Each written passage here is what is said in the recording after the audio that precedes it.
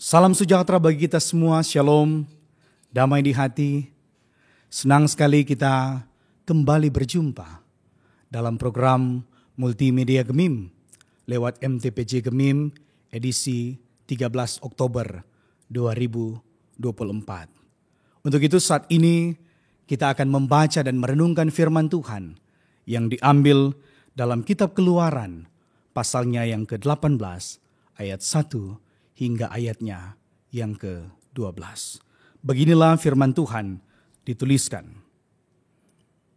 Yitro mengunjungi Musa. Kedengaranlah kepada Yitro, imam di Midian, mertua Musa, segala yang dilakukan Allah kepada Musa dan kepada Israel, umatnya, yakni bahwa Tuhan telah membawa orang Israel keluar dari Mesir. Lalu Yitro, mertua Musa, membawa serta Zipora, istri Musa, yang dahulu disuruh Musa pulang. Dan kedua anak laki-laki Zipora, yang seorang bernama Gersom, sebab kata Musa, aku telah menjadi seorang pendatang di negeri asing. Dan yang seorang lagi bernama Eliezer, sebab katanya, Allah Bapakku adalah penolongku dan telah menyelamatkan aku dari pedang Firaun. Ketika Yitro, mertua Musa, beserta anak-anak dan istri Musa sampai kepadanya di padang gurun, tempat ia berkemah dekat gunung Allah, disuruhnyalah mengatakan kepada Musa, aku mertuamu Yitro, datang kepadamu membawa istrimu beserta kedua anaknya. Lalu keluarlah Musa menyongsong mertuanya itu. Sujudlah ia kepadanya dan menciumnya. Mereka menanyakan keselamatan masing-masing, lalu masuk ke dalam kemah. Sesudah itu Musa menceritakan kepada mertuanya segala yang dilakukan Tuhan kepada Firaun dan kepada orang Mesir karena Israel dan segala kesusahan yang mereka alami di jalan dan bagaimana Tuhan menyelamatkan mereka. Bersukacitalah Yitro tentang segala kebaikan yang dilakukan Tuhan kepada orang Israel, bahwa ia telah menyelamatkan mereka dari tangan orang Mesir. Lalu kata Yitro, terpujilah Tuhan yang telah menyelamatkan kamu dari tangan orang Mesir dan dari tangan Firaun.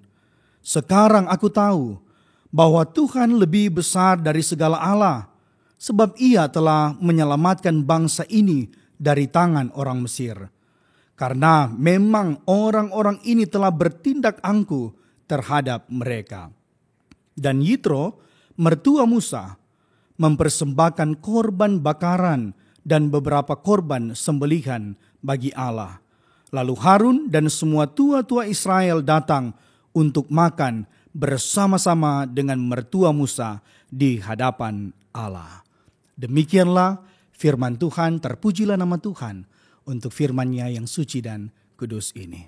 Saudara-saudara yang diberkati Tuhan, di saat kita mendengar ungkapan praise the Lord atau terpujilah Tuhan yang terucap dari mulut orang-orang Kristen, maka pastinya ini menjadi hal yang lumrah atau biasa bagi kita.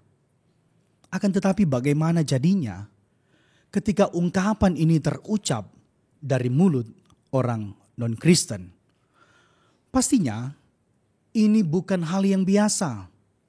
Dan pastinya juga peristiwa ini akan jarang dan sulit ditemui. Nah, saudara-saudara yang diberkati oleh Tuhan, tema perenungan kita di sepanjang minggu berjalan ini ialah terpujilah Tuhan yang menyelamatkan. Nah, saudara-saudara, proses keluarnya bangsa Israel dari Mesir dan perjalanan bangsa Israel untuk menuju ke tanah Kanaan, the promised land atau tanah perjanjian, bukanlah sesuatu proses yang gampang atau mudah. Maka kita ketahui bersama bagaimana Tuhan yang telah mendengar teriak minta tolong umatnya dalam Keluaran 2 ayat 23 hingga yang ke-25. Maka Allah melihat orang Israel itu. Dan Allah memperhatikan mereka. Sehingga diutuslah Musa untuk membawa orang Israel keluar dari Mesir. Keluaran 3 ayatnya yang ke-10. Adapun Musa yang saat itu berada di Midian, di rumah kediaman Yitro, atau juga yang disebut Rehuel, yang telah memberikan anaknya yakni Sipora kepada Musa. Kemudian berangkatlah Musa ke Mesir untuk mengeluarkan orang Israel dan membawa mereka ke tanah perjanjian. Akan tetapi tidaklah mudah untuk meyakinkan Firaun agar membebaskan orang Israel keluar dari Mesir. Sehingga Allah menjatuhkan 10 tula untuk Mesir. Dan akhirnya orang Israel pun dibebaskan.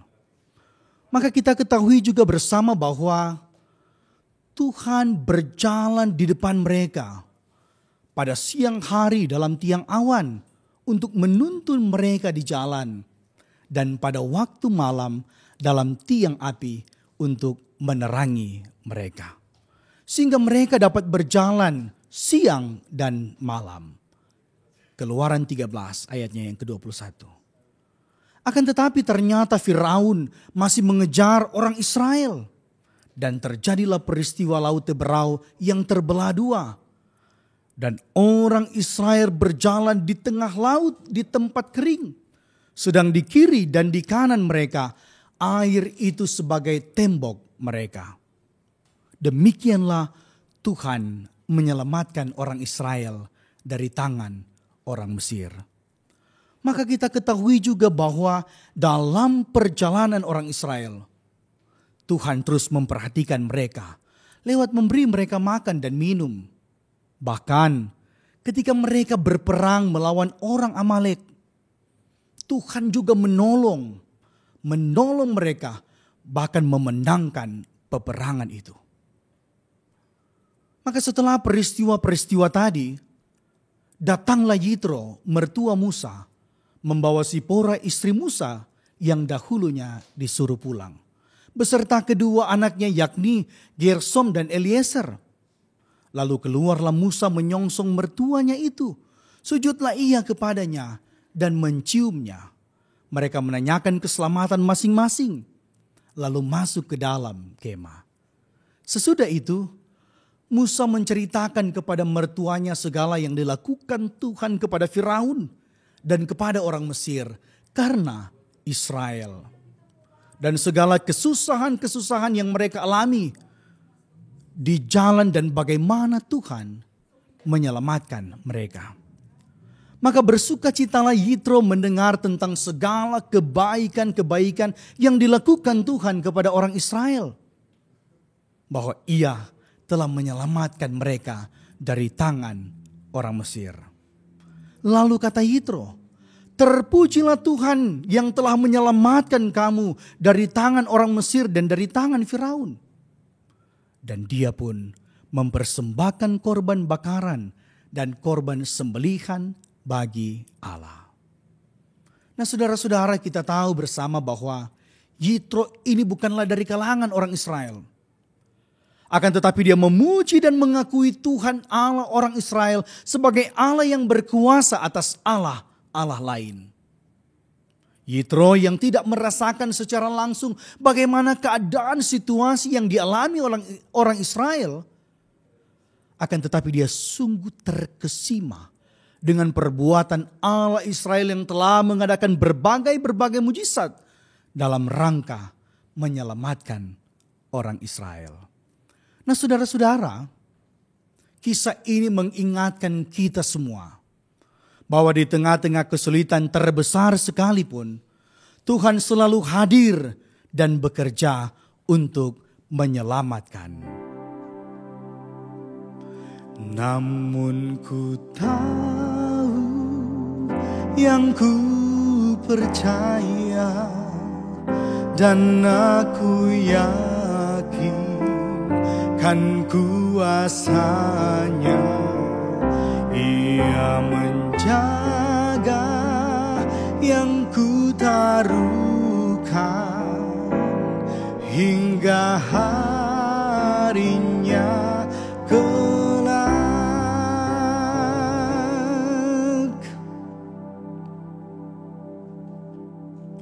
Saudara-saudara, penyelamatan Allah seringkali datang di saat yang paling tidak terduga dan terkadang juga melalui cara-cara yang tidak kita pahami. Untuk itu mari dalam keyakinan iman bahwa Allah yang sama yang telah menyelamatkan orang Israel pada waktu itu juga bekerja menyelamatkan kita dari segala bentuk kesulitan-kesulitan yang kita hadapi saat ini. Kemudian respons dari Jitro atas perbuatan Tuhan bagi orang Israel mengajarkan kita betapa pentingnya untuk merespons akan keselamatan yang telah Tuhan berikan bagi kita dengan cara yang tepat. Yaitu dengan pujian kepada Tuhan sebagai bentuk pengakuan kita bahwa Dialah Allah yang memegang kendali penuh kehidupan kita dan yang terus menolong kita di tengah-tengah situasi buruk dan sulit sekalipun. Akan tetapi kita juga harus berhati-hati dengan ucapan kita. Karena terkadang di suatu keadaan tertentu mulut kita dipakai untuk memuji Tuhan.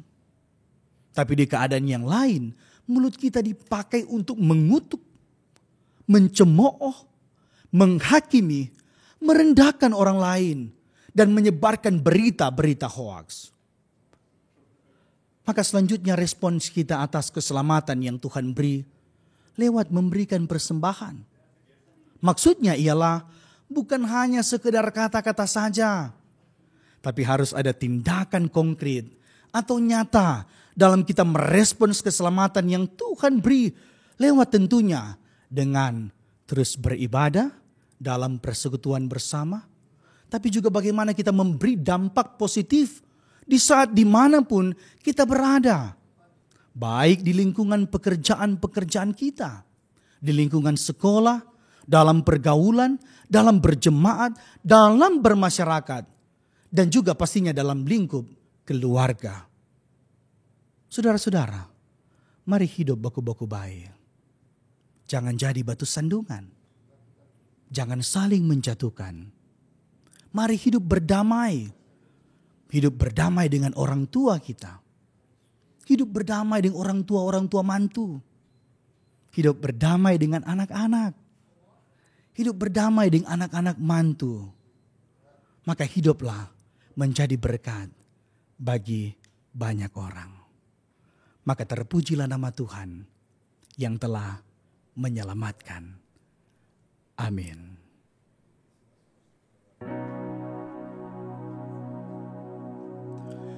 Tuhan Allah beserta engkau sampai bertemu kembali.